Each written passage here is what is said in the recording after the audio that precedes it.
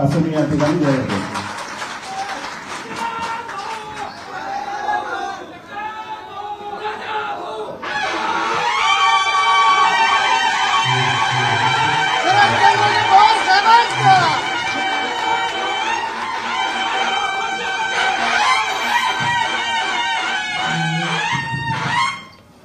तुतारी जोरदार वाजते.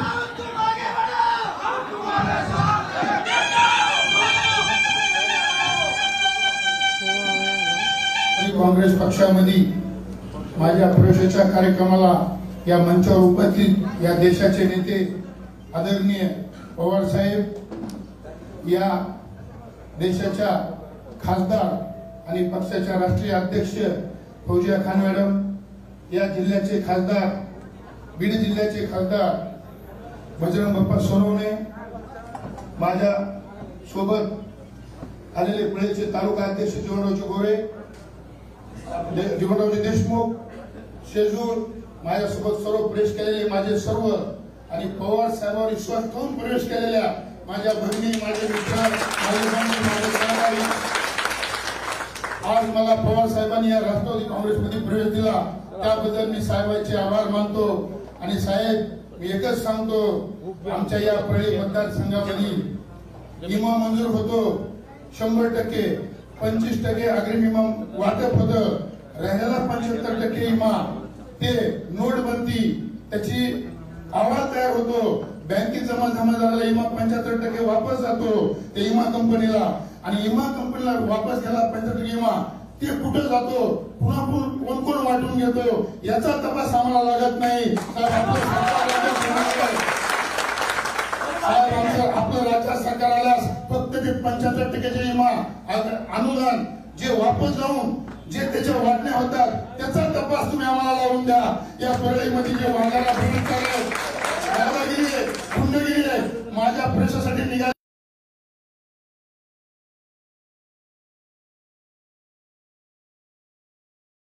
करू साहेब. एकही गाव नाही, एकही कार्यकर्ता नाही ज्याच्यावर खोटे गुन्हे दाखल नाहीत. परळीमध्ये कुणी तुमच्याकडे प्रवेश केला, उभा टाकायचं म्हणलं की त्याच्यावर गुन्हा दाखल झालाच.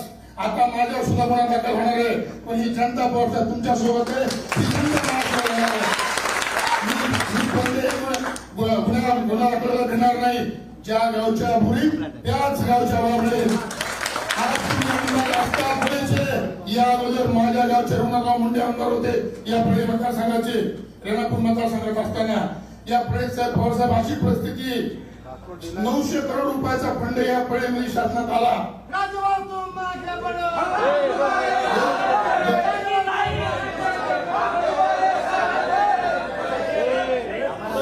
नगरपालिकेच्या माध्यमातून 900 करोड रुपये या सरकारनं मागच्या 5 वर्षात दिले. अंडरग्राउंड नाले असतील, रोड असतील, तीर्थिका क्षेत्र असेल, अशा अनेक प्रकारचे सुवर्ण जयंती असेल, जे असा सरकारचा कोणताही फंड नाही जो परळी नगरपालिकेत केला नाही. 900 करोड पैकी 450 कोटी रुपये न काम करता या आपल्याच्या आमदारांनी, कृषी मंत्र्यांना उचलून घेतले. साहेब, त्याचा रेकॉर्ड माझ्यापाशी आहे. मी लवकरच हायकोर्टात पिया दाखल करणार आहे.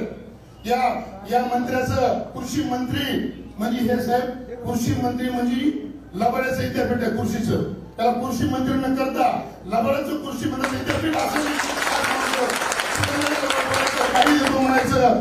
साहेब, आमच्या रेल्वे प्रश्न परळीमध्ये रेल्वेचं रुंदीकरण होत आहे, त्यामध्ये हजारो लोकांची घरे उठत आहेत, आणि त्या लोकांची मिटिंग रेल्वे मंत्र्यासोबत आमच्या मुस्लिम बांधवांची मिटिंग भाजपच्या कार्यालयात लावली आणि सांगितलं तुमचं आता घर जाणार नाही. आणि त्याला सांगितलं इलेक्शन होईपर्यंत हे घर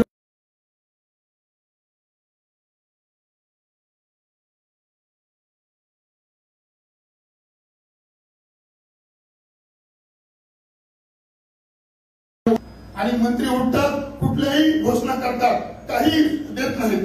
आणि कुणी काही बोलायला झालं तुला गुन्हा दाखल करू.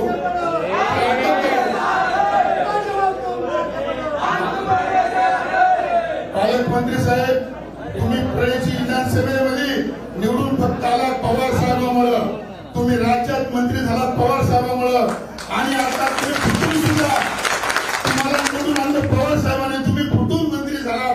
पवार साहेबांसमोर तुम्ही गद्दारी केली, पवार साहेबांना तुम्ही धोका दिला, याचा हिसाब तुम्हाला इलेक्शन मध्ये द्यावा लागेल. हे मी तुम्हाला सांगतो. साहेब यांचं कसं उठलं की कुठून काय मिळतंय, आमच्या पत्रात काय पडतंय,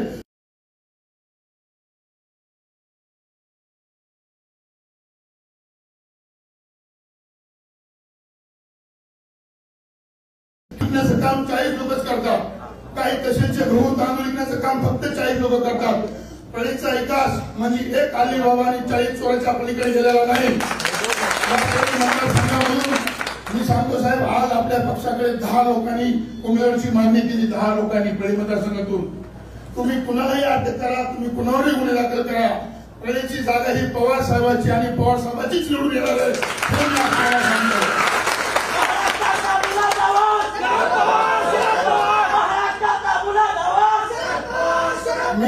मी जसंच मला पवार साहेबांना प्रवेश करायचा म्हणून मी 2 महिन्यापासून माझी चर्चा झाली. माझं पोलीस स्टेशन काढून घेतलं, माझ्यावर गुन्हा दाखल केला. जरांगे पाटलांची म्हणून झाला, जरांगे पाटलांच्या तब्येत चांगली राहा म्हणून दिल्ली निघाली तुळजापूरला पुण्यातून. माझ्या घरासमोर जात असताना मी त्यांना पाणी आणि चहाची सोय केली. मी त्यांच्यामध्ये जाऊन बसलो तर लगेच त्या दिंडीवर हल्ला केला आणि त्याचा गुन्हा माझ्यावर सुद्धा दाखल केला. बरोबर गुन्हा दाखल केला की तुम्ही त्याला पाणी का दिलं, तुम्ही त्याला चहा का दिला. म्हणजे माणसं आहेत, माणसाला चहा पाणी करण्याचं काम माणूस म्हणून होतोय. माझ्यावर गुन्हा दाखल झाला 2 महिन्याखाली. सगळ्या लोकांना माहिती आहे मी का फक्त त्यांना पाणी चहा का दिला. म्हणजे प्रळीमध्ये आम्हाला कुठली गोष्ट करायची तर अगोदर विचार करतात तुमच्यावर गुन्हा दाखल होईल. मी आता त्यासाठी ठरलेले, ज्या गावचे तुम्ही त्याच गावचा मी, ज्या गावच्या मुली त्याच गावच्या बावळी, तुम्ही आमच्यावर किती जरी गुन्हे दाखल केलं तरी आम्ही पवार साहेबांसोबत खंबीर राहणार आहोत आणि पवार साहेबांनी साथ देणार आहोत. बजरंग बाप्पांना निवडणूक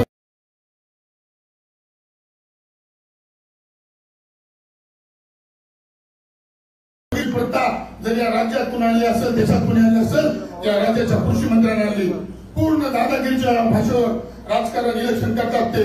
आणि तुम्हाला एक विचार करा, तुम्ही सर्वसामान्य जनतेला तुमच्यापासून काय काय केलं तुम्ही समाजासाठी. एक काम तुम्ही आमच्या समाजासाठी केलं दाखवा. आम्ही आज आम्ही तुम्हाला हे सांगतो की धनंजय मुंडे साहेब तुम्ही समाजासाठी एक काम केलं दाखवा. साहेब साधा आमच्या प्रळीमध्ये भगवान बाबाचा पुतळा सुद्धा या पालकमंत्र्यांना बांधला नाही. का नाही बांधला आमचा पुतळा? काय केलं तुम्ही आमच्या समाजासाठी. समाजात तुम्ही बदल घेता, 25 वर्ष 30 वर्ष झालं समाज तुमच्या मागे म्हणून दाखवता आणि समाजासाठी तुमचं कार्य शून्य.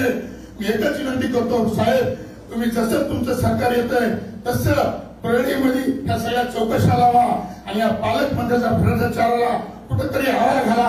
त्या पालकमंत्र्यांना साहेब जाहीर सभेत सांगितलं, देशात कुणाचाही नाद करा पण पवार साहेबांचा नाद करू नका.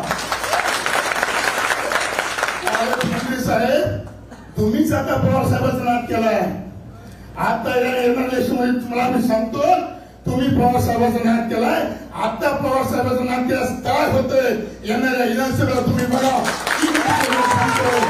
आणि मला दिल्याबद्दल मी साहेबांचे आभार मानतो आणि एवढंच सांगतो साहेब, आम्ही आमच्या ताकदीशी आम्ही आमचा जीव गेला तरी, आम्हाला हत्या केली तरी, आमच्या 300 दिवसाचा गुन्हा दाखल केला तरी आम्ही तुमच्यासोबत राहणार आहेत आणि पवार साहेबांसोबतच आमचं आता इथून पुढचं आयुष्य आम्ही आमचं अर्पण करून पवार साहेब सांगते ते झाल्याचं आम्ही पालन करू. एवढं पाहिजे आणि थांबतो. जय हिंद, जय महाराष्ट्र. पवार सर्वांचा. पवार साहेब तू आया ब्रो. धन्यवाद. धन्यवाद.